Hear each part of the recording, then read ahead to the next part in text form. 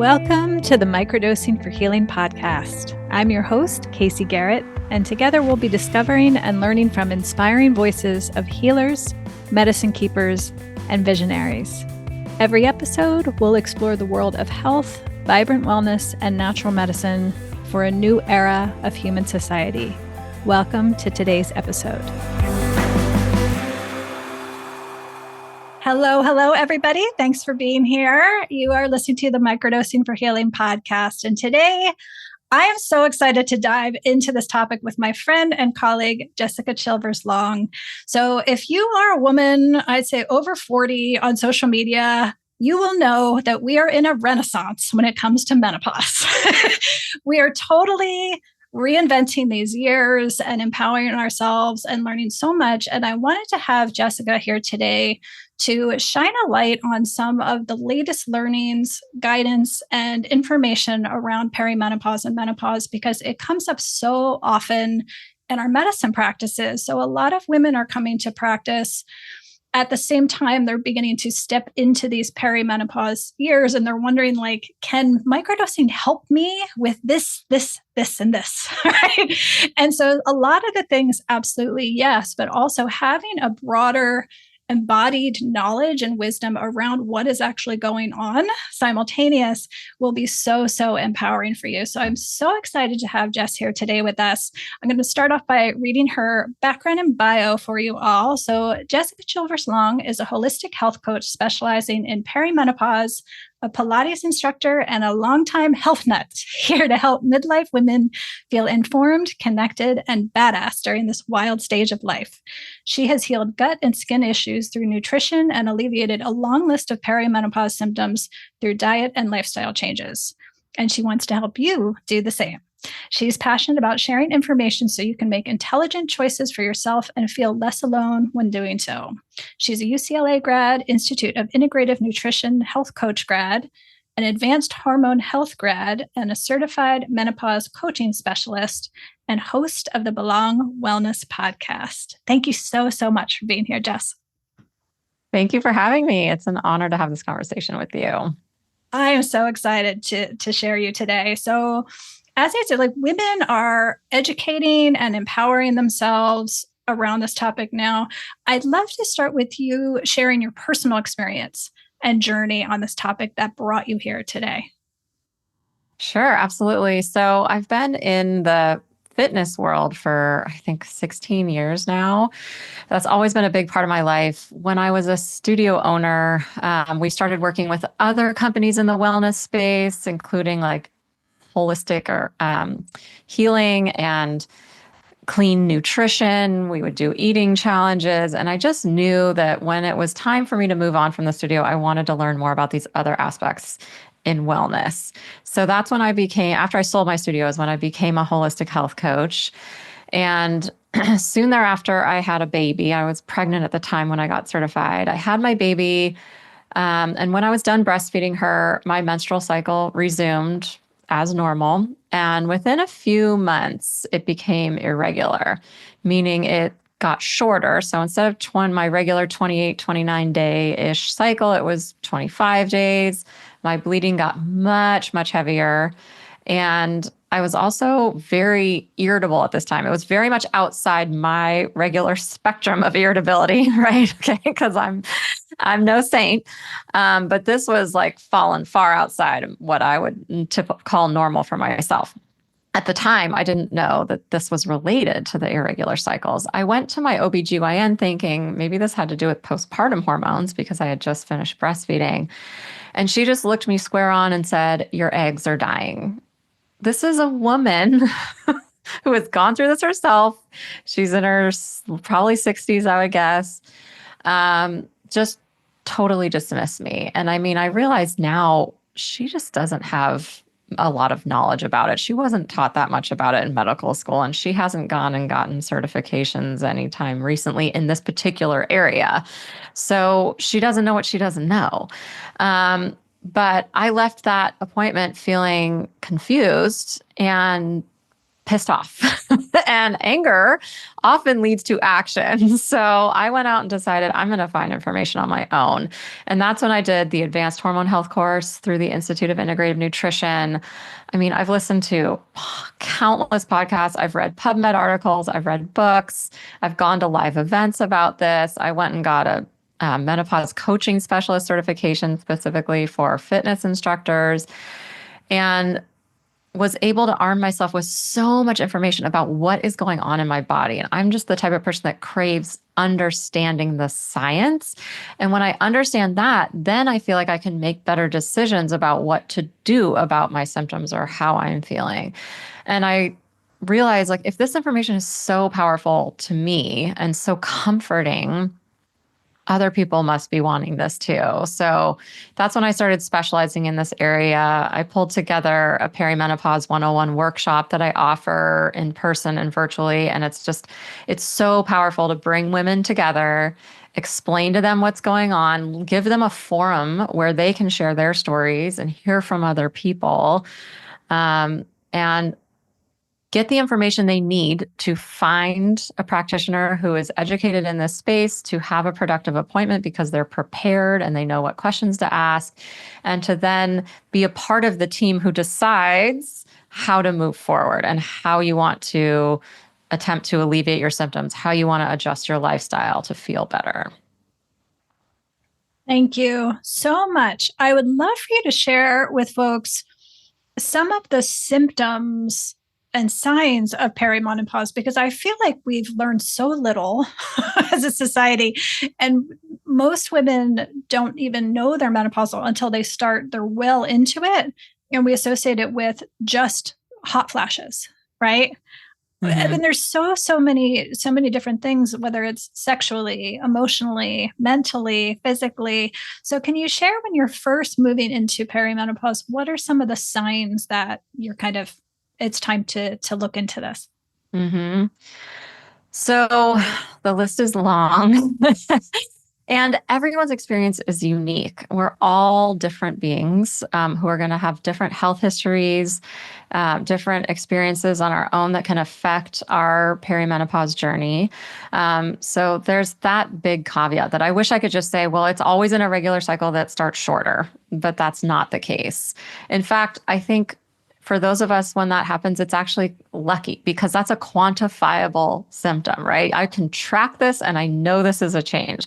A lot of these others are symptoms of other things too. So it's confusing and it's hard to know the root cause. But when you look at yourself holistically and you take into account your age, so if you're 35 plus, 35 to 55, somewhere in there, your health history and your symptoms, that's kind of all you need to know to quote unquote diagnose yourself as in perimenopause. That's all a doctor is going to use. There's no definitive test. So all of that being said, common early symptoms are the ones I experienced. So cycle changes and irritability or mood swings. There are many others like breast tenderness, waking at night, trouble falling back asleep, insomnia, fatigue. And this isn't just like, oh, I'm feeling tired. We're also women in midlife who have big careers and have children and aging parents and all the things. But this is like way outside your normal spectrum of fatigue. More difficulty recovering from workouts, muscle aches, joint pain, brain fog, lots of cognitive issues. So brain fog, which is also this like nebulous, non-scientific term, forgetfulness, trouble finding your words, trouble remembering where your keys are or why you walked into a room, low libido, weight gain, hair loss. You mentioned hot flashes, but typically hot flashes are more a sign of lower estrogen. So that doesn't always happen for someone in the beginning. That's something that happens as you get closer to your menopause date. Dry everything, skin, eyes, mouth, vagina, anxiety and depression are very common for women at this stage. Urinary urgency or frequency, so just feeling like you can't hold it or you have to go more often than you used to. heart palpitations, which we've heard about, thankfully, because Oprah shared her story, and migraines. And that's not an exhaustive list, but this is kind of a general idea of a lot of the symptoms you hear at this time. Thank you. That's going to resonate with so many women listening in our community who are coming to microdosing for a lot of these things. And it can solve for many of these things and be supportive. But two, I think it's so important to recognize that's what's going on, lest you go to another provider and get put on sleeping pills, tranquilizers, antidepressants without a recognition of what's actually going on. So when you're working with somebody, and you suspect that they're moving through the stage, what are some of the initial labs that someone could proactively request from their practitioner? And it's interesting because labs are kind of controversial at this stage. Perimenopause is defined by fluctuating hormones. So estrogen and progesterone are on the decline. Typically, progesterone's a little more smooth in its decline. Estrogen can go up and down like a roller coaster as it's declining. And also, the ratio between those two hormones is important. Our body is very used to this monthly cycle that we've been going through, which the ratio changes daily, but that's what our body knows, and that's its happy homeostasis. That ratio gets way out of whack if estrogen spikes while progesterone's declining. This is something your body's never seen before.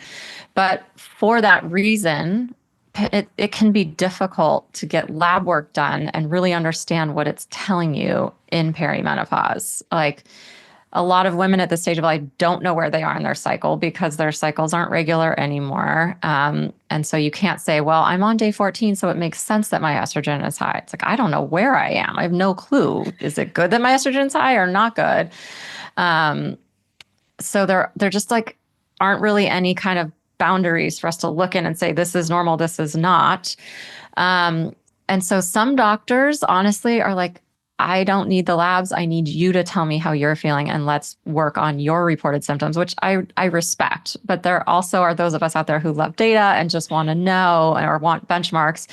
So you can go in and get labs done. They can test your estrogen, your progesterone, your testosterone, and they absolutely should be pulling thyroid hormone, for example, because a lot of these symptoms that we just went through look a lot like thyroid issues. You want to make sure you don't have hypo or maybe even hyperthyroidism. Let's make sure we're checking for that. Checking for your cholesterol is important at this stage. Cholesterol spikes during perimenopause, and working with a practitioner who knows that it isn't necessarily scary that your cholesterol is climbing, but understands what that pattern should look like, is something else you should look at, but also make sure you're working with someone who knows what they're talking about. You can look at FSH, follicle stimulating hormone, LH, luteinizing hormone. There are some practitioners that will pull your labs and say, if your FSH level is higher than X, you're in perimenopause or you're in menopause. That's kind of the only time someone might use a lab to quote unquote diagnose you. And that's really because your brain releases that hormone to tell your ovaries to release estrogen, to then grow follicles, to then eventually ovulate. And as your ovaries are sort of going into retirement and they're not listening to the messages from the brain anymore, your brain pumps out more. It says, oh, I must not have put out enough follicle stimulating hormone. So if I put out more, the ovaries will listen. So those of us in perimenopause will see a spike in FSH for that reason. So you could talk to your practitioner about, would it be helpful for us to know, what my level of FSH is for that reason. And then you want to look at like important vitamins and minerals at this stage too. So vitamin D, make sure that you're not deficient there. And calcium are two that are off the top of my head are incredibly important to know where you stand at this stage and make sure that you keep your bones strong as we move into the stage of life where we don't have the protection that we've had for them for the last several decades. Love it. I know lots of people listening are going, sounds so much like microdosing, where so much of it is so individual. It's so unique based on your unique makeup. And also, it's so intuitive and based on how you're feeling. We're so used to wanting the certainty and wanting the specifics. What's the thing? Mm-hmm. What's the thing? And it's so counter to what most people are used to, our conditioning to check in with yourself. And like once you reconnect with your instinct and your intuition, you're the best barometer, in addition to the labs, to know where you're at and how you're feeling. Beautiful. Thank you.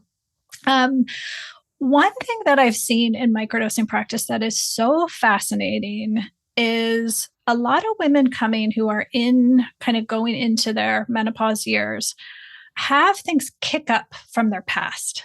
Like they have a lot, they'll say, like, I had an eating disorder in my early 20s. It hasn't been something I've dealt with. I'm 54 now, and it's like raging. I'm just like, what is going on? Stuff from my past, old patterns, old infections, old inflammatory conditions come back at the same time.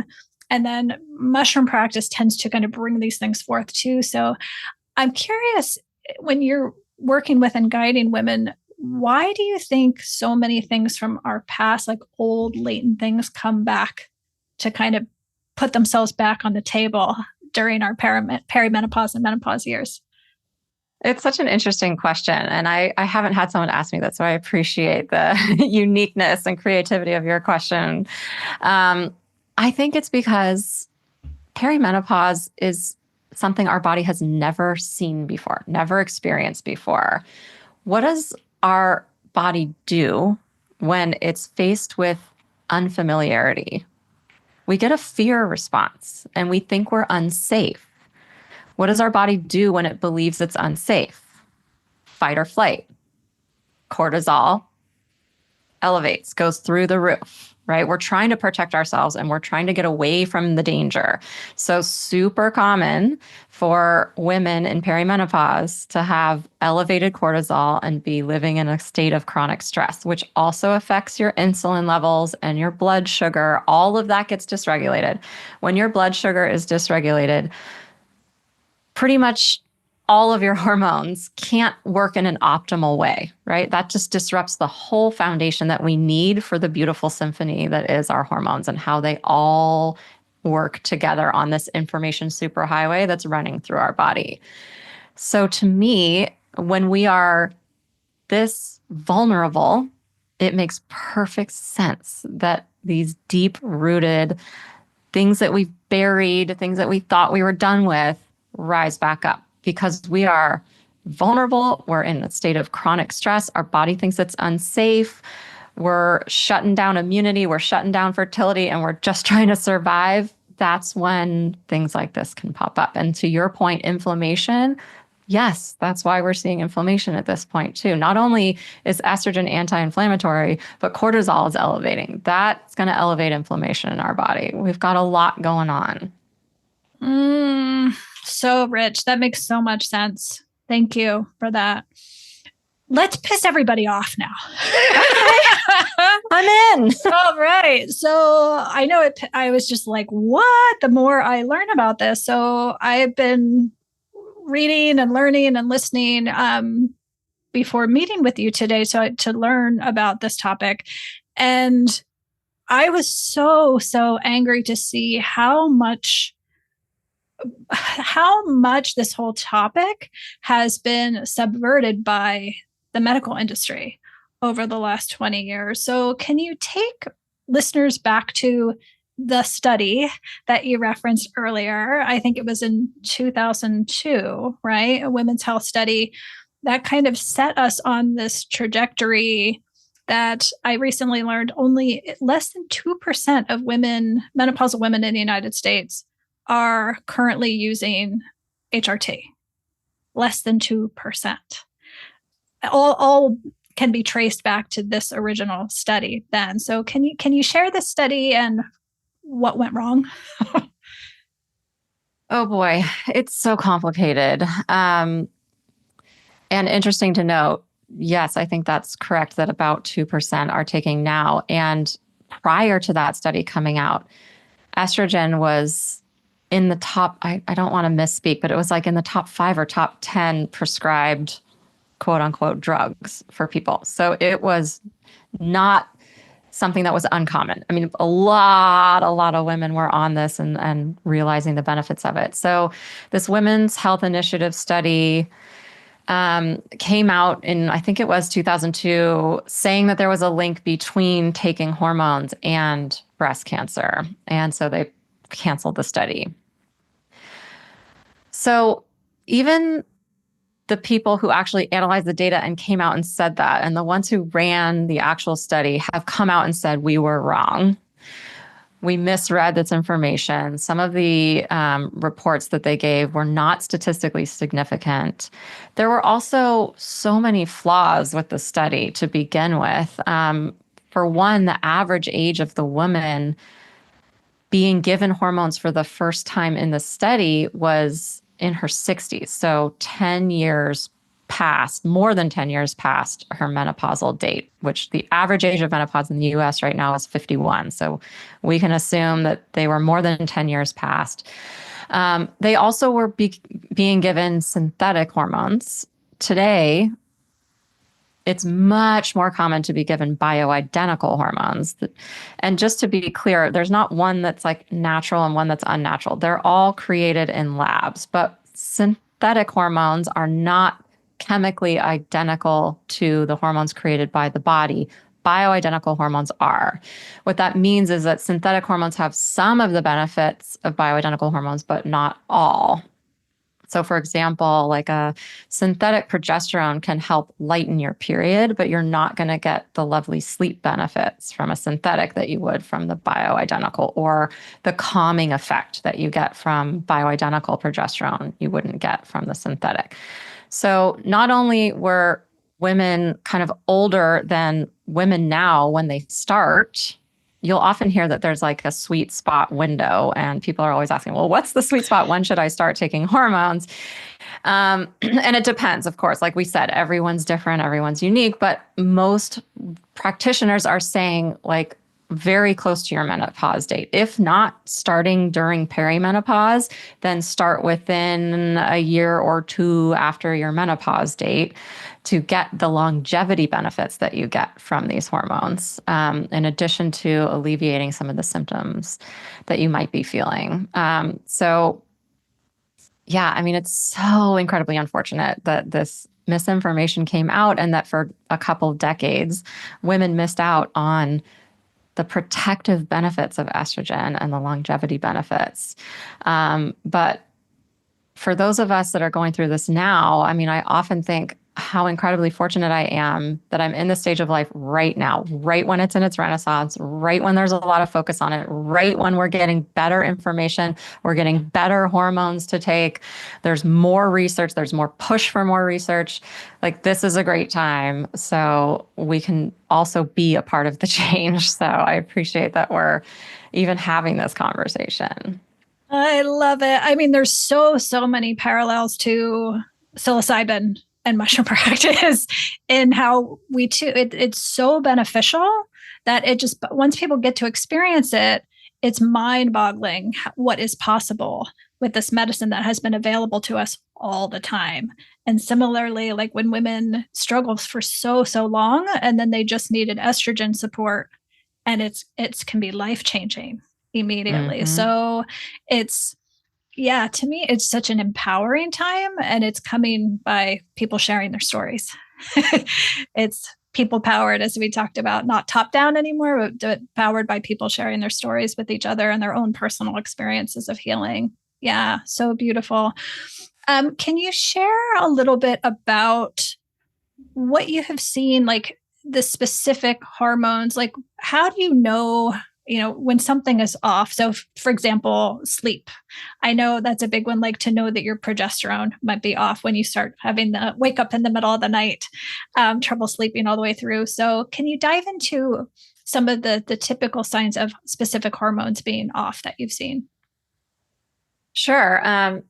Yeah, sleep is one that is often like related back to progesterone, but I think estrogen's involved in that one too. I mean, none of these are like a one-to-one match, but typically with low progesterone, you would see heavy bleeding, which It makes sense because progesterone helps lighten your period. Shorter cycles, rage. So progesterone in kind of the holistic health world is sometimes called natural Valium because it has a calming effect. And it helps you kind of regulate when fight or flight is kicking in. So if you notice that your reactions are way outside your normal spectrum and you're getting like really angry at something that wouldn't have normally angered you, that could be a sign of low progesterone. Symptoms seen with high estrogen, also heavy bleeding, mid-cycle pain. So ovulatory pain comes into account here. Breast tenderness or cysts, depression or weepiness, and menstrual migraines too. And they're often triggered by that steep drop in estrogen that comes after ovulation. And high estrogen and low progesterone go together often. That's like when the ratio gets off. Sometimes you hear this described as estrogen dominance. And I know some doctors don't like that term, but because it's used, I think it's important to understand what it means. It doesn't necessarily mean that your estrogen is quantifiably higher than it ever has been before. It means that your ratio of estrogen to progesterone is off. Estrogen is too high in relationship to your progesterone. And then symptoms with low estrogen, this is when you see the menstrual cycle stretching longer than 28 days, or you skip periods, vaginal dryness and pain during sex, low libido, hot flashes, depression, joint pain, and just that dryness everywhere. And then it's worth mentioning testosterone too, which is an important hormone. It's not a male hormone. We all have it. And low libido is often a common sign of low testosterone, but also trouble recovering from workouts, which we mentioned in that symptom list, and lack of mental clarity and confidence. So testosterone gives us that like chutzpah. Like I can go up there and give that presentation to 500 people, no problem. But when we are lacking that, that's when we're kind of feeling a little more meek or a little less self-confident. And then low thyroid, I mean, we talked about that as being something that can look like perimenopause. So it's kind of interesting to talk about that and make sure that you understand the difference. You get that test. But unexplained weight gain can happen with low thyroids. It can also happen with perimenopause. Dry skin and hair. So your hair loss, I mean, you're seeing the overlap here.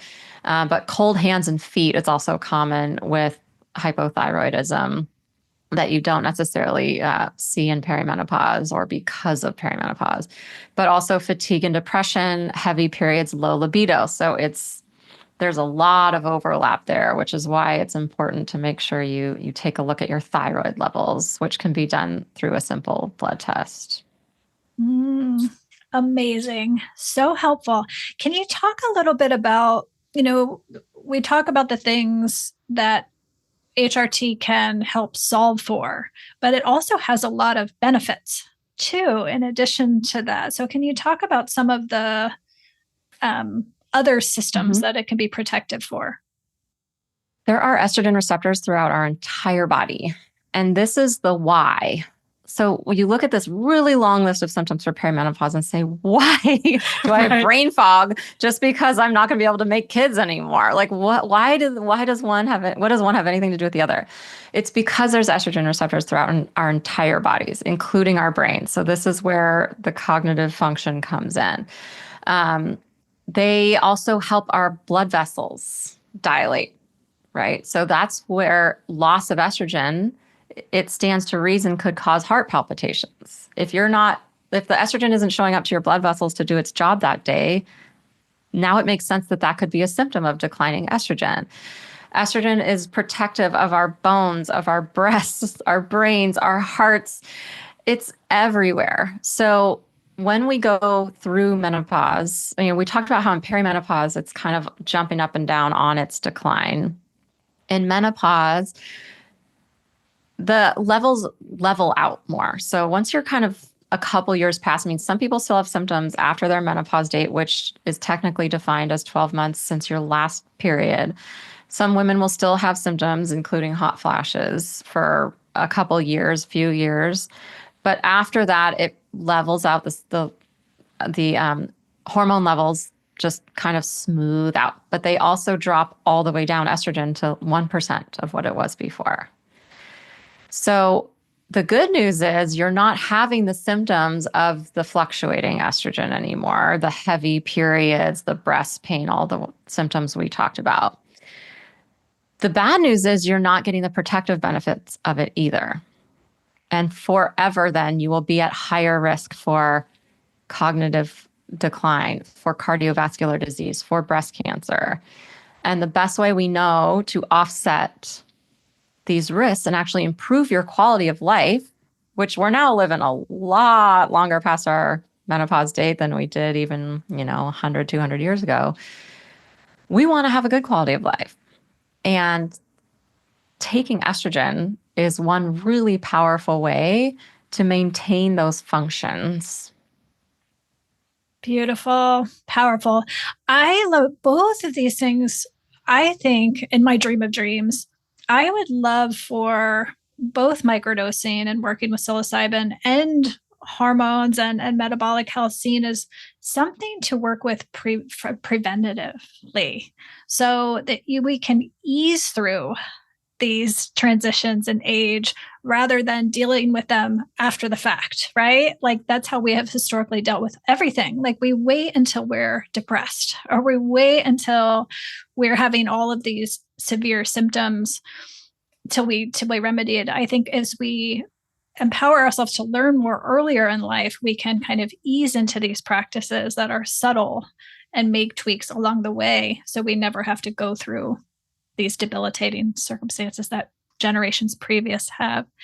Can you talk a little bit about mindset and the role of mindset when you're working with people? Because again, I think this is one of the things we're so reinventing in this moment of how you and I know have lots and lots of friends and colleagues in common of women in their 50s and 60s that are absolutely crushing life right now and have never been more powerful and vibrant and radiant in all ways. And so can you talk about how working with people to shift our mindset about aging in general or what it means to be in these years? Yeah.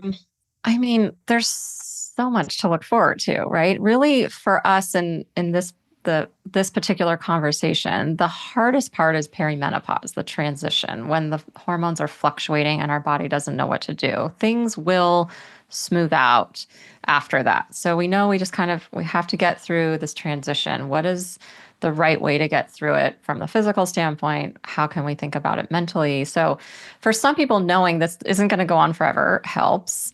But also there's so much to look forward to and so much that we can take advantage of. Like we are not only, like you said, crushing it, super powerful, badass women, we have wisdom now that we did not have before. And wisdom combines with a lot less fucks given too. So it almost comes at the right time where it's like, all right, I'm taking care of myself. Like I'm done with putting all my energy outward and taking care of everyone else. It's almost coming at the right time where I'm ready to say, I need to take care of me and I'm going to take care of me. And I have a voice. So when I do go into that doctor's office and I don't hear any kind of conversation or advice or responses that sit well with me, then I'm going to find someone else. I'm not going to just walk away with my tail between my legs. So I think we have all of those skills and wisdom and experience to use to our benefit.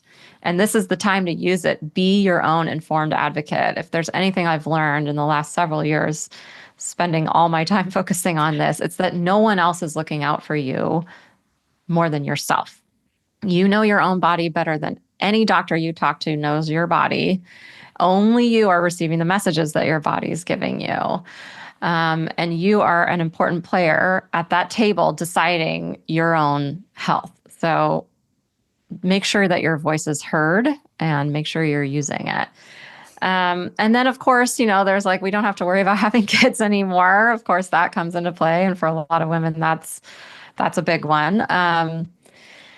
And it is a time, kind of like I was saying, that we more and more and more and more can focus on ourselves. What a gift. And not only is can we focus on ourselves now? We have so much experience to draw from. That's why so many women at this stage of life are killing it. It's because they are putting their skills and their knowledge to task and deciding, like, I want to do something that's in alignment with my core values. That's what feels good. That's when I feel like I'm living from a place of abundance and helping other people. So I say, hell yes to all that. Amen, baby. I love it. I love it. So, in closing, we talked a lot about hormones and hormone replacement, keeping tabs on that. When moving through this transitional time in life, are there any other lifestyle practices or supplements or food as medicine that you have found really, really supportive on this journey? Absolutely. And in fact, it's worth noting that it's been proven that menopause hormone therapy works best for women who are also living a very healthy lifestyle and taking care of themselves. It's kind of like supplements. It's the same thing. None of these things are a panacea. They all work best on a really strong, solid foundation. So if you're going to do anything, start with the foundation so that if and then you decide to add on menopause hormone therapy or supplements, you're adding them on to all of the super strong foundation, and then you might actually get benefits into the next stratosphere. So I always say, sleep is the number one priority. Always start with sleep, because if you are underslept, then it makes your hunger hormones get out of whack. You don't make good choices with food the next day. You don't have the energy to work out and take care of yourself the way you want to. So if sleep isn't happening, ain't nothing happening. So make it a priority. And there are just really, really low hanging fruits here that we all can do starting tonight. Dim the lights in your house 2 hours before you go to bed. This signals to your pineal gland that it's time to release melatonin. And it gives the whole process time so that 2 hours from then, when it's time to close your eyes and go to sleep, that hormone has actually made its way through your body, found its receptor cells, and sent its message. Putting screens away 1 to 2 hours before bed. I mean, you've heard this before, but have you done it? And if you have, how did that feel? To me, this is a really big one. To my husband, it doesn't matter at all. Like, he can literally be on a bright iPad and then put it down and be like, but for me, no. I mean, if I put my phone away 2 hours before bed, I have a much better evening, a better sleep, and a better morning, because I don't look at my phone in the morning and I don't care either. So that's definitely one to try. Other things like making your room dark or using white noise, and then getting sun exposure in the morning for the same reason that you dim the lights in your house at night. It's to kick off the circadian rhythm, to tell your brain it's time to stop the melatonin production. It's time to wake up. And oh, by the way, I'm usually awake for this number of hours. So that's about when I should expect to go to bed tonight. So make sure you're getting out and getting that sun exposure to help your sleep. From a nutrition standpoint, eating a blood sugar balancing diet is really key for optimizing all hormones in your body. And this means eating protein, fat, fiber, and carbs at every meal, at every snack, if possible. So you're eating so that you can maintain that satiation. It can get you from one meal to the next. You don't get hunger cravings. You don't get hangry. You go from meal to meal, and your blood sugar curve is as stable as possible. From an exercising standpoint, there are some people out there saying, do this, don't do that. I mean, I would never tell someone, don't do something you love to do. If you're doing it and it's making you active and you love it, do it. Great. If you love cardio, it's okay to do cardio when we're this age. But I do say add the strength training in to whatever else you're doing. I mean, that's really critical. We do need to be building muscle mass, trying to maintain the muscle mass we have, if not build. That's what's going to support our bones as well. Getting some impact is important too, because our bones are constantly building and breaking down and building and breaking down and building and breaking down. And what triggers the building of new bone is impact. So don't be afraid of a little bit of jumping, a little bit of impact, getting that into your workout as well. And for those of you who don't love going to the gym and lifting heavy weights, that's not what strength training has to mean. Like, you can use a resistance TheraBand. You can get on a reformer and do reformer Pilates. That's my personal favorite. And nobody's going to tell me that those springs are not resistance training. Okay. So do what you love to do, add in some strength training, add in a little impact. And managing your stress is super important at this stage of life. We mentioned that we are at risk for elevated cortisol. It all makes sense why. So it's even more important now that we have practices in place, daily practices ideally, that help us manage our stress and try to bring ourselves back into that parasympathetic state. There's so many ways to do this. It doesn't have to be meditation if that's not your thing. It doesn't have to be yoga. It can be going for a walk and leaving all your devices behind and just noticing the colors of the leaves, the way the sun filters through them. It can be calling up a friend who makes you laugh. It can be listening to a podcast. It can be baking. Knitting, whatever. Whatever makes you feel calm and good and safe, get that into your daily life. Such beautiful advice. Thank you. Someone in my community, just kidding, one more question, pop-up question. So one person in my community asked today if there's someone who doesn't like to take medications of any kind, are there herbs or supplements or foods that are nourishing for perimenopause and menopause if you don't want to take medications? There are certainly foods. So we talked about calcium being important. So calcium-rich foods. So if you can handle dairy, that's a good source, but also dark leafy greens, almonds. Foods that support your liver are important. So our body produces hormones. We talked about blood sugar balancing diet. So we talked about protein, fat, fiber, carbs. So your body uses protein, fat, and cholesterol to synthesize hormones. So if you're not getting enough of those nutrients, your body's not going to be able to create the hormones that you need. So make sure you're getting those for that reason, also for the muscle building. But then our body, once our hormones have done its job, our body detoxes the used hormones. And it's possible that sometimes they get stuck. In fact, I think that might have been happening to me a couple of years ago. And I worked on supporting my liver. So of course, like eliminating, not even necessarily eliminating alcohol, but really limiting it or being mindful of where you are in your cycle. If you know your cycle still, when you are consuming it, and liver supporting foods like cruciferous vegetables and beets and citrus are all good at this time. Gut support is super important at this time. So make sure you're getting your fiber in, some bone broth, things that can help support your gut lining. We want to be able to eliminate used hormones and make sure that that isn't what's causing an imbalance. And there are some herbs out there that some people love for this stage. They all kind of support different symptoms and functions. As far as I know, there's not a lot of definitive scientific data that supports that they definitively help, but that doesn't mean it's not worth you giving it a try if you want to see if it works for you. Amazing advice. That was a gem. Thank you so much. So if folks want to learn more about and follow you, can you share where to find you out on the interwebs? I am on the interwebs. I'm on Instagram at Belong Wellness. My website is also belongwellness.com. And if you join my email list, I'll send you a free guide that's called How to Eat for Healthy Hormones that goes into a lot more of that protein, fat, fiber, carbs thing I was talking about and some of the good foods to incorporate. And as Casey mentioned, I'm launching my podcast on January 14th, and Casey will be on soon. So be sure to follow or subscribe so you can hear her episode. Oh, thank you so, so much. So thank you. I know this is going to resonate so top of mind for so many people in our community right now. So thank you deeply for coming on with us today. Do you have any last parting words or advice to folks who are have this period of life ahead of them?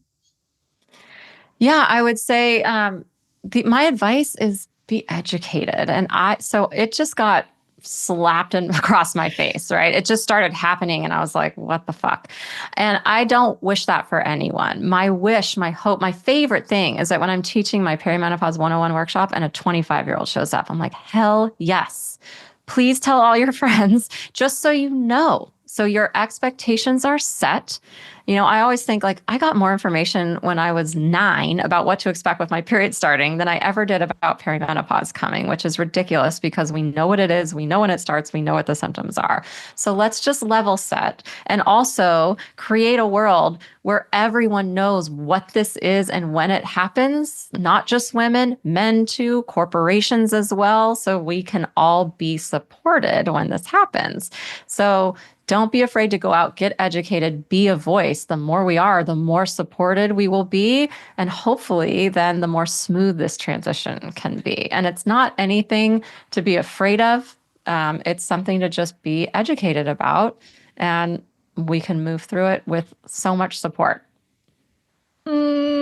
Gorgeous. Thank you so much. I appreciate you. You're welcome. Lots. Yeah. Thank you, everybody, so much for being here and listening today. As always, we'll be back in just a couple weeks, and have a beautiful day. Thanks, Jess. Bye. Thank you for listening to today's episode of the Microdosing for Healing podcast. Are you ready to take the next step? Please visit us at microdosingforhealing.com to access our free Microdosing 101 workshop. In it, you'll learn more about our diverse community, our supportive group programs, and discover if earth medicine practice might be right for you. See you in the next episode.